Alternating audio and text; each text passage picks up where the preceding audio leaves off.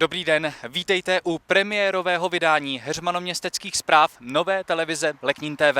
No a pojďte se společně se mnou podívat na to, jaká témata jsme pro vás připravili. Hejtman Pardubického kraje navštívil starostu Heřmanova Městce. Mluvilo se o novém terminálu a kruhovém objezdu, který by měl v budoucnu nahradit křižovatku ve směru na Chrudim. O víkendu začala výstava obrazů významného rodáka z Heřmanova Městce Jaroslava Heřmanského. Potrvá měsíc. V kině o víkendu proběhl filmový festival, který byl mládeži nepřístupný. A podíváme se taky na zápis heřmanoměsteckých prvňáčků. Témata už znáte, ještě jednou pěkný den. Heřmanův Městec navštívil v rámci své cesty po regionu hejtman Pardubického kraje Martin Netolický. Se starostou Josefem Kozlem diskutovali oblast dopravy. Hovořilo se zejména o výstavbě nového dopravního terminálu v Heřmanově Městci, ale mluvilo se také o kruhovém objezdu na silnici 1/17. To není otázka posledního půl roku nebo posledních týdnů, ale je to dlouhodobý proces vznikající ještě za doby předchozího vedení, kdy se vlastně upravoval územní plán města, vyčleňovala se lokalita v ulici Tylova pro budování dopravního terminálu, respektive přestěhování autobusového nádraží z náměstí. Na oficiálním Facebooku města se k tomuto tématu objevily názory pochvalné, ale i negativní. Mně se ten koncept líbí. Všechna větší města mají nádraží blízko sebe a je fajn, že o víkendech už nebude na náměstí vyskládaná řada autobusů. Úplně každému je jasné, že ten terminál je úplný nesmysl a nikdo ho nechce. Ač to má protichůdné názory, tak situace, která je s dopravou a vytížeností města a nárůstem dopravy, tak se tak mění rok od roku a navyšuje, že by bylo v podstatě liché předtím zavírat oči a neřešit to. Souvisí to samozřejmě i s věcmi, jako je parkování osobních automobilů na náměstí, které neslouží proto, že by chtěli navštívit naše náměstí, ale naopak míří za dopravou tím, že jsme uzlem dopravním. Takže tohle všechno by mělo dopravní obslužnosti města pomoct a já věřím, že přes všechny ty negativní ohlasy, tak lidi potom uvidí, že ten krok odsunu autobusového nádraží z náměstí centru města pomůže a pomůže i té dopravní obslužnosti města jako takové. Jako druhé téma starosta s hejtmanem řešili plánovanou okružní křižovatku za Heřmanovým Městcem ve směru na Chrudim. Zejména v odpolední špičce tu bývá problém. Největší asi při odbočení z Prachovic směrem do Heřmanova Městce nebo od Pardubic na Chrudim. V loňském roce vznikla bezpečnostní studie celého území, která jasně prokázala to, že možným řešením křižovatky je i forma okružní křižovatky, která by především zjednodušila dopravu, která tu křižovatku překonává. Nám se tady projíždí opravdu špatně, jezdíme tudy každý den a je to tady frekventovaný pořád. Já bych kruhový objezd určitě uvítala. Jaký máte názor vy? Napište nám na leknin.tv/seznam.cz anebo na náš Facebook. Filmový festival přinesl do kina v Heřmanově Městci žánr, kterého se ale diváci zřejmě zalekli, protože kino zdaleka plné nebylo. Filmy, které se promítaly, ale rozhodně potěšily náročné diváky. A kdo přišel, nelitoval. V pátek festival zahájila od 18 hodin projekce filmu Persona, na který navázala přednáška filmového kritika a historika Vladimíra Hendricha. V sobotu se promítal film Mechanický pomeranč režiséra Stanleyho Kubricka. Já to kino tady dělám nějakých 20 let a pro mě asi nejpodstatnější je na kině v Heřmanově Městci, aby tady fungovala pestrá nabídka. A tento festival nejenom svým pojetím a tématem, ale obecně tím, že má šanci sem přilákat zase trošku jiné publikum, mě do té koncepce naprosto zapadá. My jsme se snažili s Dalimilem, tady s vedoucím zdejšího kina, vybrat co nejzajímavější filmy a tyhle nám přišly, že jsou nejzajímavější, co se týče toho, že byly napadány z obscenity a měli problémy s cenzurou, tak či onak.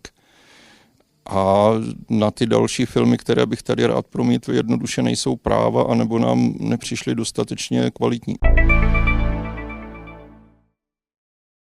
V Heřmanově Městci byla o víkendu zahájena výstava obrazů významného heřmanoměsteckého rodáka pana Jaroslava Heřmanského. Výstava potrvá přesně měsíc, tedy do 7. května. Navštívit ji můžete každý den, kromě pondělí a čtvrtka. Vstupné na výstavu je dobrovolné.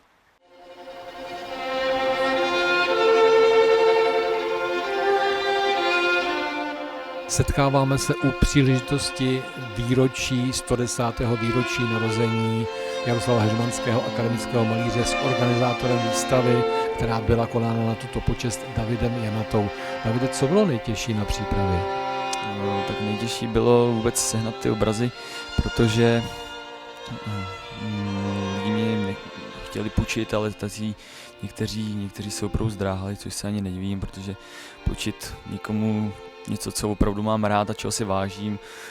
Dostal jsem to třeba ještě opravdu od pana Heřmanského, tak dávalo se to některým lidem těžko z ruky. Od prvotního nápadu po realizaci, po dnešek, jaký čas utekl? Utekl bezmála půl roku, nicméně měl jsem to už v té hlavě rok, ale furt jsem to odkládal, dá se říct, přes tu zimu se to dalo všechno dokupy.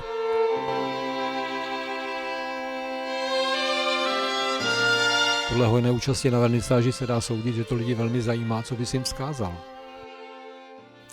Tak chtěl bych jim vzkázat, když vejdou opravdu do té vernisáže, do té výstavy, aby se koukali na ty obrazy svýma očima, ale odnesli si ten úhel pohledu, co opravdu, s kterým to ten Jaroslav Heřmanský maloval, a s tou láskou, jakou měl k našemu městu Heřmanův Městec.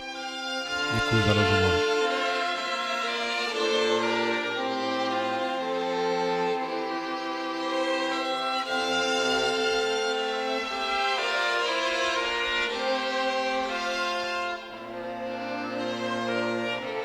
Na výstavě věnované akademickému malíři Jaroslavu Heřmanskému, respektive jeho 110. nedožitým narozeninám, je i František Pleskot, kterého tady zdravím. Dobrý den. Dobrý den. Františku, vy jste také zapůjčil některé obrazy na tuhletu výstavu, protože vlastně na těch zápůjčkách to stojí. Teď tady stojíme před jedním zajímavým obrazem. Proč právě tady?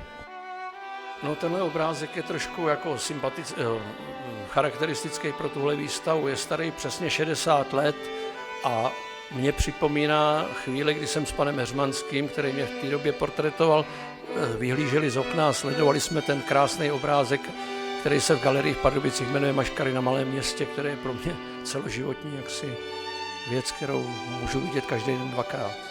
Tenhle malý obrázek, to jste vy, nějakých 7 let. Jak to teď vytane na mysli po těch letech? No, tam jsem to já, že jo.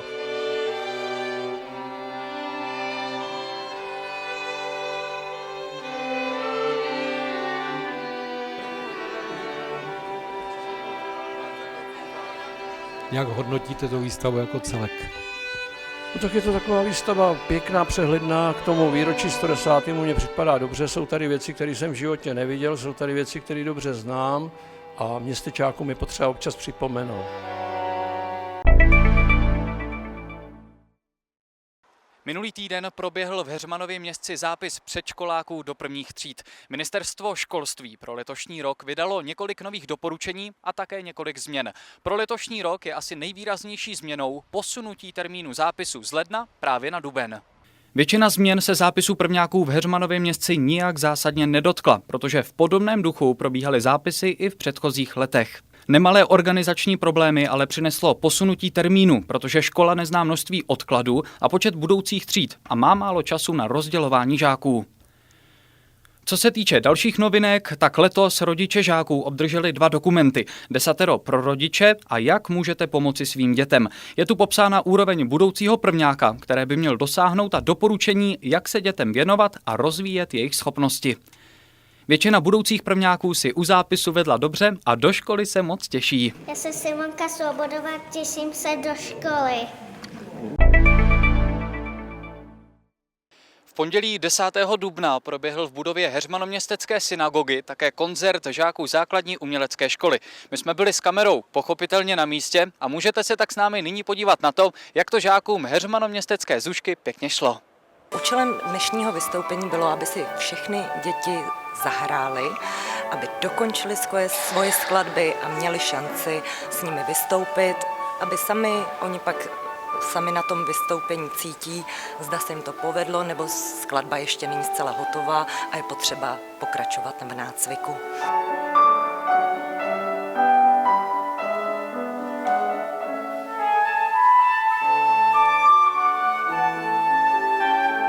Takže dnes jsme byli na třídním jarním koncertu tříd paní učitelky Bláhové, která vyučuje příčné a zobcové flétny, pana ředitele Václava Říhy, který vyučuje klavíry, a mé třídy, jež učím též klavíry, takže hráli všichni naši žáci.